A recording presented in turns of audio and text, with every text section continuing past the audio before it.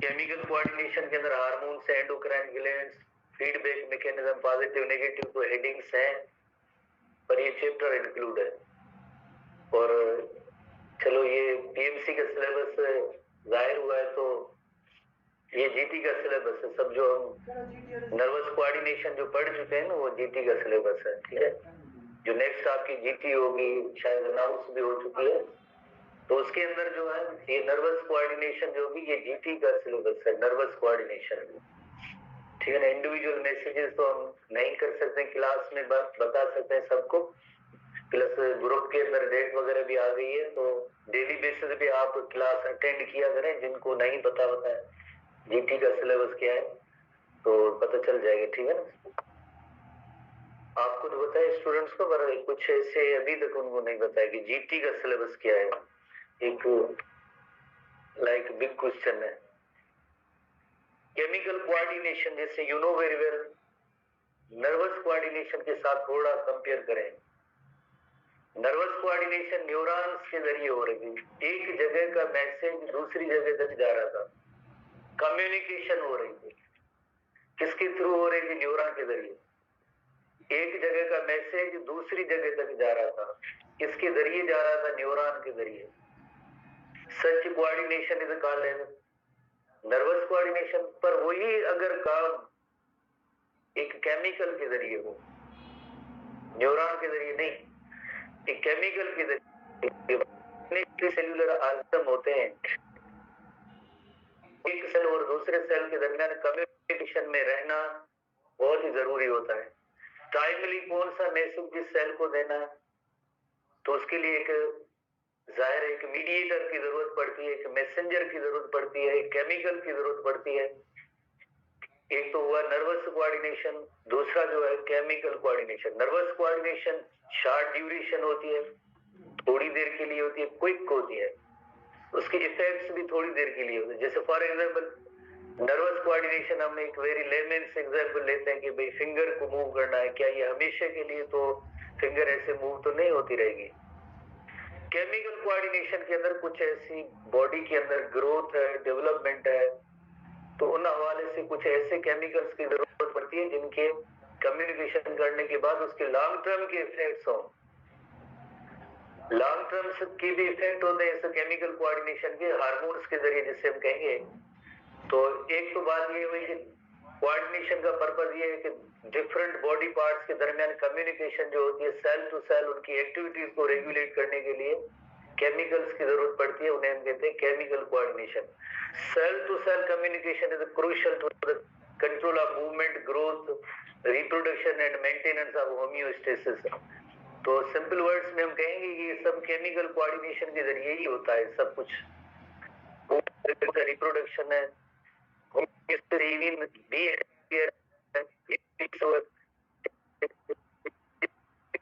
से होती है, तो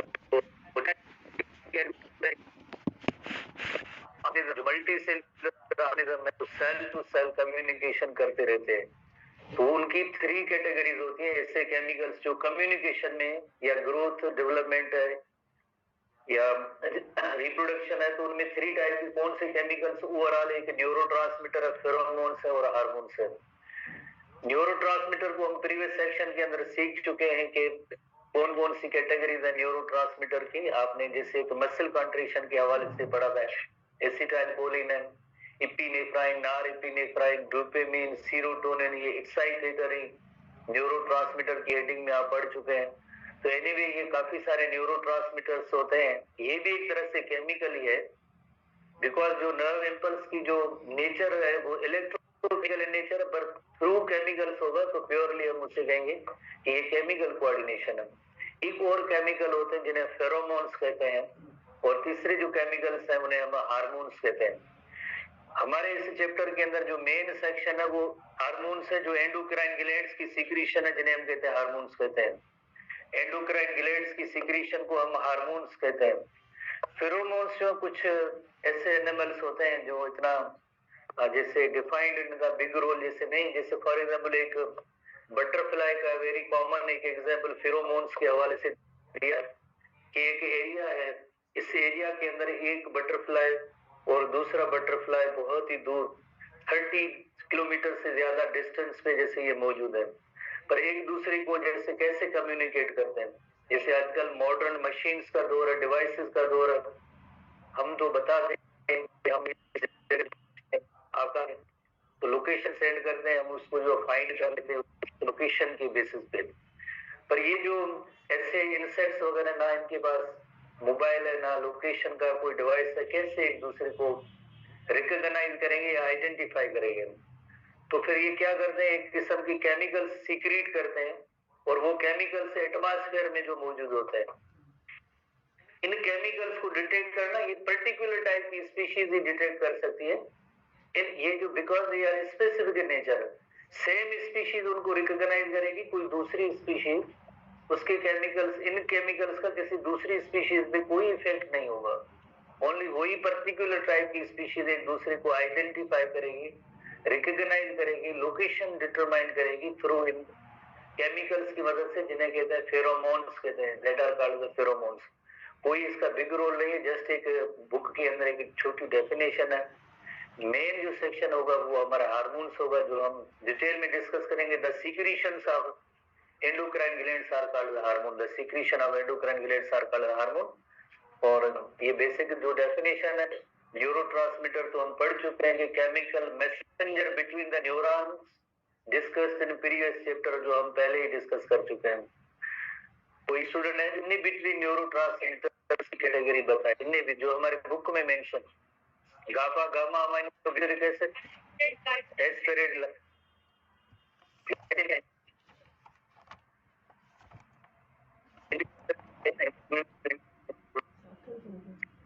में नहीं है, ग्लूटामेट का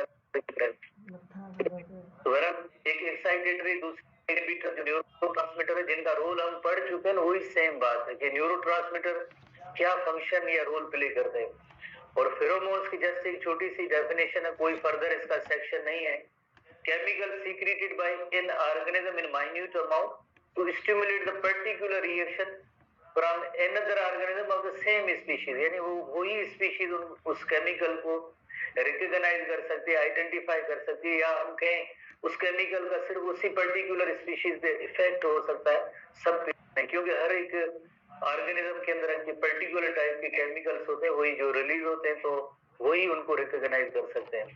और हार्मोन्स जो chemical messengers secretion of endocrine glands are called hormones. तो हार्मोन सेक्शन को हम सीखते हैं कि हार्मोन क्या होते हैं। हार्मोन सबसे पहले, जैसे यू नो वेरी वेल, आपको एक ग्लैंड की डेफिनेशन नोट करेंगे। ग्लैंड किसे कहते हैं? सीक्रेशन या जूस प्रोड्यूसिंग स्ट्रक्चर होती है, उसे हम कहते हैं ग्लैंड कहते हैं। सीक्रेशन और juice producing structure is called as gland.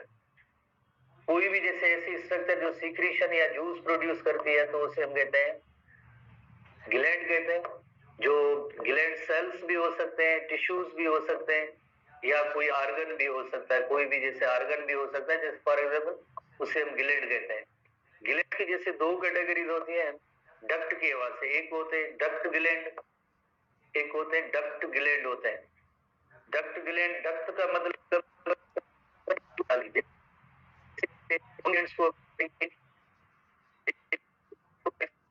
Exocrine glands और डक्ट ग्लैंड्स। जैसे लिवर का हम एक एग्जांपल ले सकते हैं। लिवर जो एक हमने जैसे होगा, लिवर की सीक्रेशन बाइल डक्ट के जरिए, बाइल डक्ट के जरिए ड्यूटीनम में आता है। ये जो इसका जो प्रोडक्ट जो भी है सीक्रेशन है, ये जो कहलाएगा डक्ट ग्लैंड।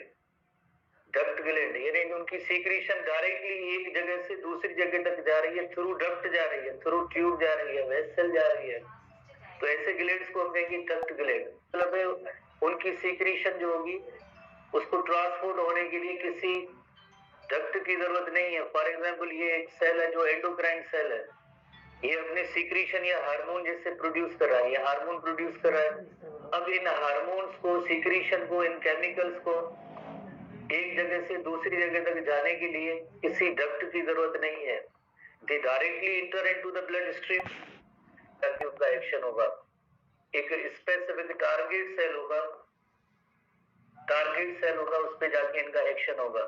तो ये कहाँ जैसे ट्रांसपोर्ट होते हैं, किसके थ्रू ट्रांसपोर्ट होते हैं? ये ब्लड के जरिए थ्रू ट्रांसपोर्ट होते हैं, सर्कुलेशन के जरिए ट्रांसपोर्ट होते हैं। एंडोक्राइन जैसे हम हार्मोन, ये हार्मोन है, और हार्मोन्स जो आपको पता है कि डायरेक्टली जो ब्लड स्ट्रीम में इंटर हुए, ब्लड स्ट्रीम में इंटर होने के बाद टाइप का कोई टारगेट सेल होगा, उस पे जाके इसका कोई इफेक्ट होगा। तो इस हम कहेंगे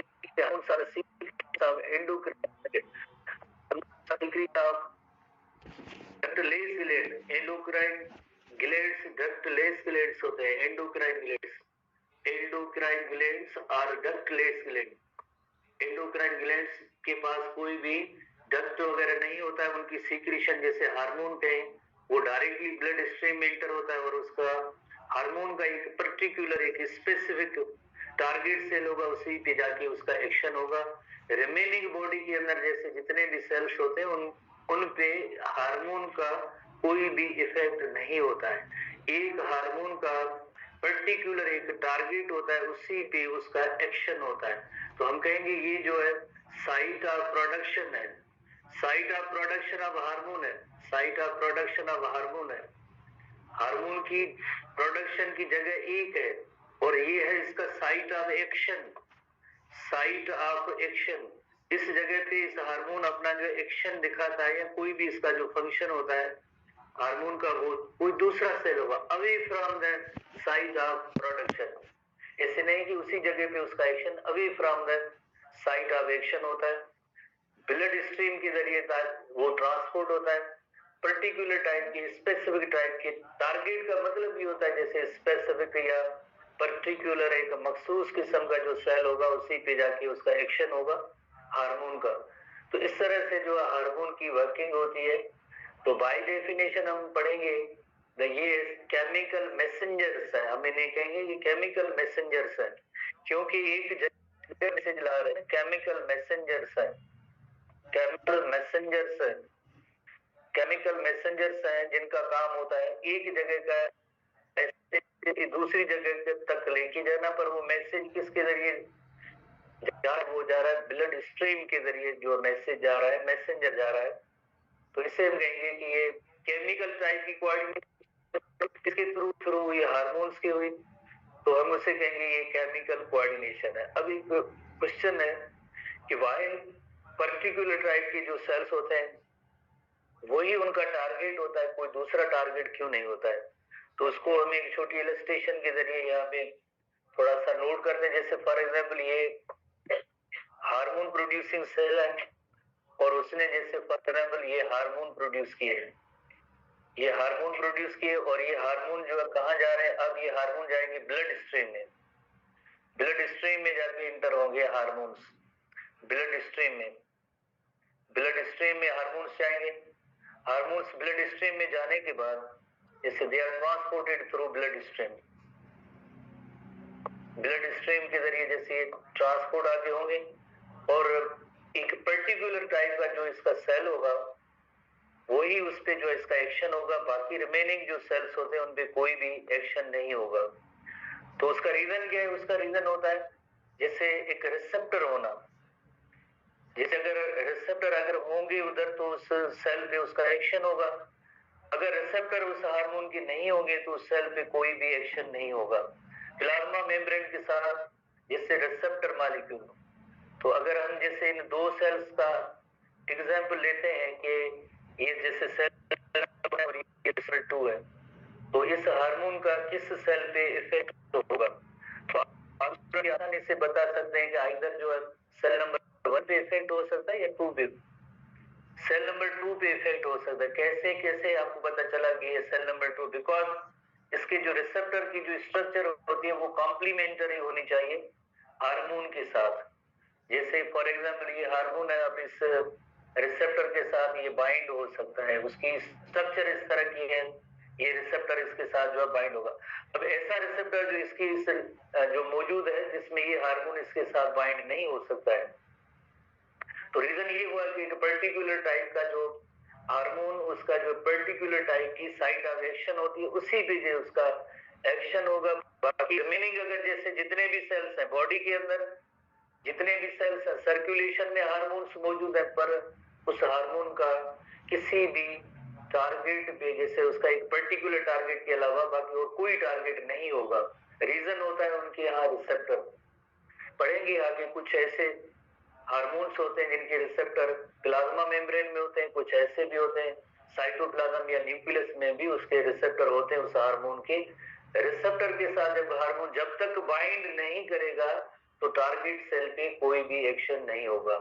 भले ब्लड स्ट्रीम में फ्लो करते रहे ये हार्मोन, सर्कुलेशन में आए, पर इफेक्ट उस सेल पे होगा जिस पे रिसेप्टर उस हार्मोन के होंगे, वरना कोई भी एक्शन नहीं होगा, वरना कोई भी एक्शन नहीं होगा। हर हार्मोन का कोई ना कोई एक टारगेट होता है। जैसे आप पढ़ेंगे आगे थोड़ी सी ऐसी आप लिस्ट बना के, जैसे हार्मोन उसका नेम क्या है, साइट ऑफ उसकी प्रोडक्शन क्या है, कहाँ से वो प्रोड्यूस होता है, और उसकी जो टारगेट जो साइट ऑफ टारगेट क्या है या टारगेट सेल क्या है सिंपली। तो ये इस पैटर्न में आप पढ़ेंगे तो आपको थोड़ा सा एमसीक्यू वगैरह सॉल्व करने में मदद मिलेगी, आपको थोड़ी सी मदद मिलेगी। जैसे फॉर एग्जाम्पल एक हार्मोन है इंसुलिन, तो इंसुलिन हार्मोन है कौन प्रोड्यूस करता है, जैसे पैंक्रियास के बीटा सेल, टारगेट सेल्स क्या होते हैं इसके, जैसे मसल्स होती हैं, ठीक है, और मसल्स जिसमें आपको पता है कि insulin glucose is converted into glycogen. तो इसी तरह से हर एक कोई हार्मोन होगा, उसकी साइट ऑफ प्रोडक्शन और उसकी एक टारगेट सेल या जहां भी उसका एक्शन हो सकता है, ऐसे पैटर्न में क्वेश्चन वगैरह आते रहते हैं। तो बेसिकली जैसे अब हम देखेंगे कि इनकी नेचर क्या है, क्योंकि ये केमिकल मैसेंजर है, केमिकल कोऑर्डिनेशन है, तो इसकी केमिकल नेचर भी होनी चाहिए ना कि हार्मोन किसके बने हुए हैं, तो उसे हम कहते हैं केमिकल नेचर। केमिकल नेचर का मतलब है hormones are composed of which chemical, chemically उस किस चीज के बने हुए हैं, तो उसे हम कहते हैं केमिकल नेचर कहते हैं। केमिकल नेचर के हवाले से दो ब्रॉडर कैटेगरीज में हम इनको डिवाइड कर सकते हैं। एक जैसे प्रोटीन्स इन नेचर होते हैं, और प्रोटीन्स के हवाले से अगर देखा जाए तो एक जैसे short chain of amino acid जो पेप्टाइड्स या प्रोटीन्स हैं, long chains of amino acid, और एक single amino acid modified amino acid जिसे हम अमाइन कहते हैं। दूसरी जो कैटेगरी है हम वो रिपीट करते हैं, और रिपीट हवाले से जो खास तौर पे जो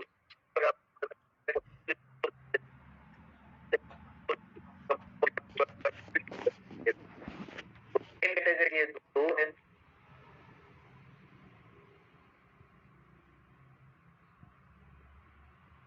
आपको देखने में नहीं आ रहा है, कोई और इश्यू है? कहाँ से? इन दो हार्मोन्स के अलग अलग एक्शन होते हैं, उनको जरा सीखते हैं कि हाउ हार्मोन्स वर्क, फिर उसके बाद हिस्ट्री बुक की तरफ आते हैं। दोनों का जो एक्शन है वो अलग अलग होता है।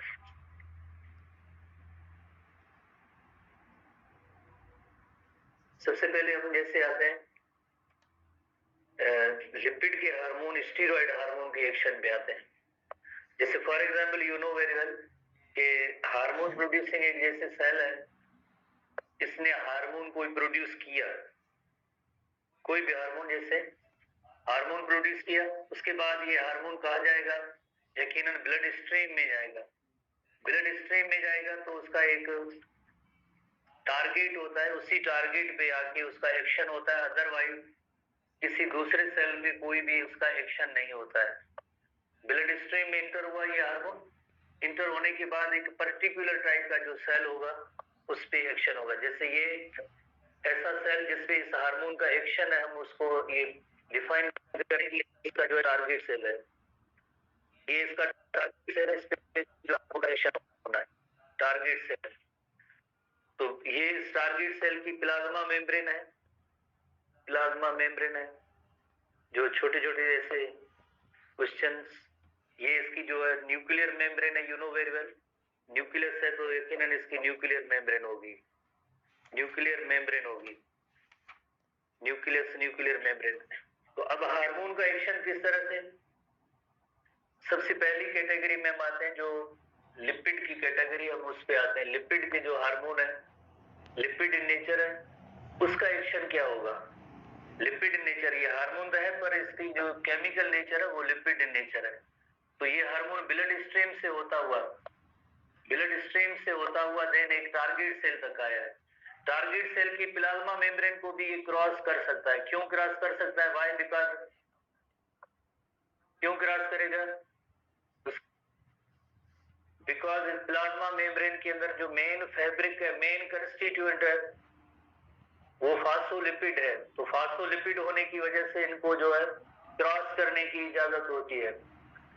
लिपोफिलिक जिसे हम कहते हैं, लिपोफिलिक इन नेचर, तो उन मॉलिक्यूल्स को अलग है, वो प्लाज्मा मेम्ब्रेन को क्रॉस कर सकते हैं। इधर आप आएंगे तो मुख्तलिफ बुक्स के अंदर ये है कि रिसेप्टर है, किन के अंदर ऐसे लिखा हुआ है कि जैसे साइटोप्लाज्म के अंदर और एज वेल एज न्यूक्लियस के अंदर भी इस हार्मोन के जो है रिसेप्टर मॉलिक्यूल्स होते हैं, रिसेप्टर्स होते हैं। ये इसका जो रिसेप्टर होगा तो इससे टारगेट सेल पे इसका एक्शन होगा, अदरवाइज नहीं होगा।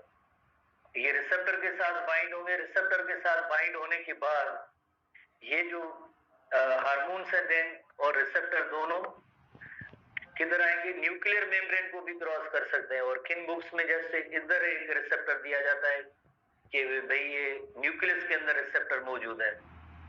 रिसेप्टर मॉलिक्यूल्स का होना बहुत जरूरी होता है टारगेट सेल में, अदरवाइज इस हार्मोन का कोई भी एक्शन नहीं होगा। ये हार्मोन रिसेप्टर कॉम्प्लेक्स होगा। अब न्यूक्लियर मेम्ब्रेन को भी इसने क्रॉस किया है। क्रॉस करने के बाद जैसे अब इसके अंदर जो जेनेटिक मटेरियल है, डीएनए या पर्टिकुलर टाइप का जो जीन होता है, उस जीन को देन ये स्टिमुलेट करेंगे। जीन क्या होता है? एक सेगमेंट ऑफ डीएनए होता है जिसके अंदर अमाइनो एसिड को कोड करने की सलाहियत होती है। तो इस डीएनए में से आगे जो है मैसेंजर आरएनए बनता है। You know very well, protein synthesis की मैकेनिज्म के अकॉर्डिंगली डीएनए से एमआरएनए या मैसेंजर आरएनए बनेगा। जाहिर है जीन को ये स्टिमुलेट करते हैं ट्रांसक्रिप्शन के लिए, तो उसके नतीजे में एमआरएनए या मैसेंजर आरएनए बनता है। MRNA you know protein factories जिन्हें राइबोसोम्स कहते हैं, ये राइबोसोम्स आर प्रोटीन फैक्ट्रीज। और इधर ये मैसेंजर आरएनए आया, एमआरएनए आया, और उसने क्या किया? एक प्रोटीन बनाने का अमल जो है स्टार्ट किया। प्रोटीन फॉर्मेशन का अमल स्टार्ट हुआ, अमीनो एसिड्स असेंबल होंगे और उसके नतीजे में जो है प्रोटीन्स बनेंगे। Proteins are nothing but enzymes होंगे जो इस टारगेट सेल के पे अपना जो कोई एक्शन दिखाएंगे। टारगेट सेल से जो अपना जो एक्शन दिखाते हैं, प्रोटीन प्रोड्यूस करके भी एक्शन दिखा सकते हैं।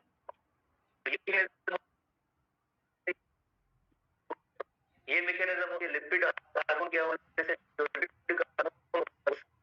टारगेट सेल के भी इंटर होता है।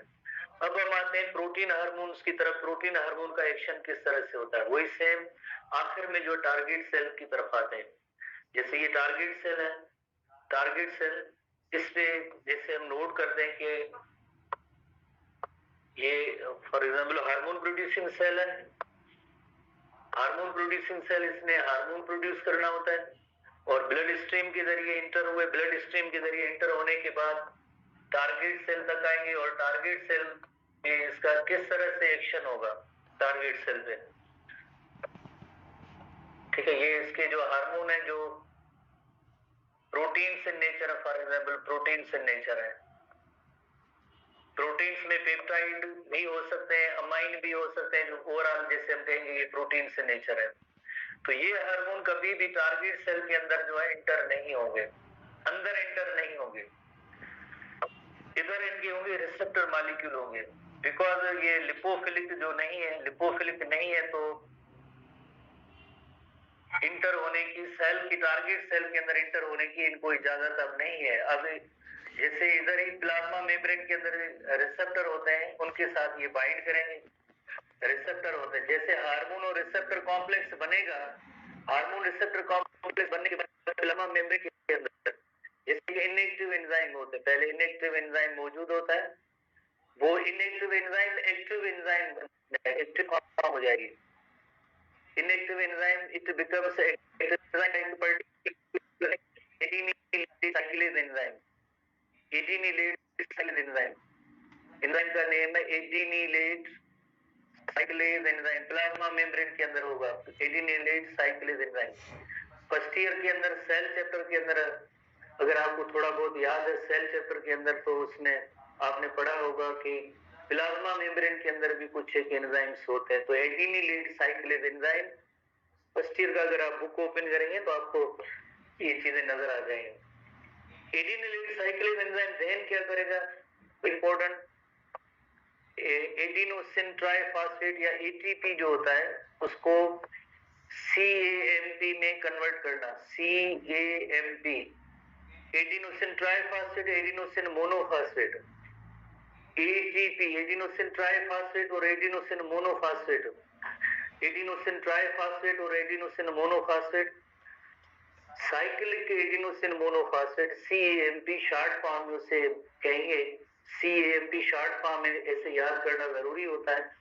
और CAMP cyclic adenosine monophosphate, it works as a second messenger.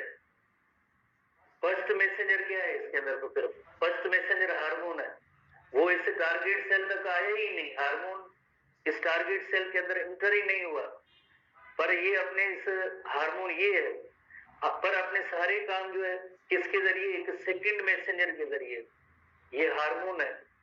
पर ये हार्मोन कभी भी सेल के अंदर इंटर नहीं, और इस सेल के जितने भी जो इसके फंक्शन होंगे हार्मोन के, या जो टारगेट्स होंगे या एक्शन होंगे, थ्रू सेकंड मैसेंजर ये परफॉर्म होगा। सेकंड मैसेंजर ही इस टारगेट सेल पे जो इसका हार्मोन का इफेक्ट होगा, ये जो सेल है ये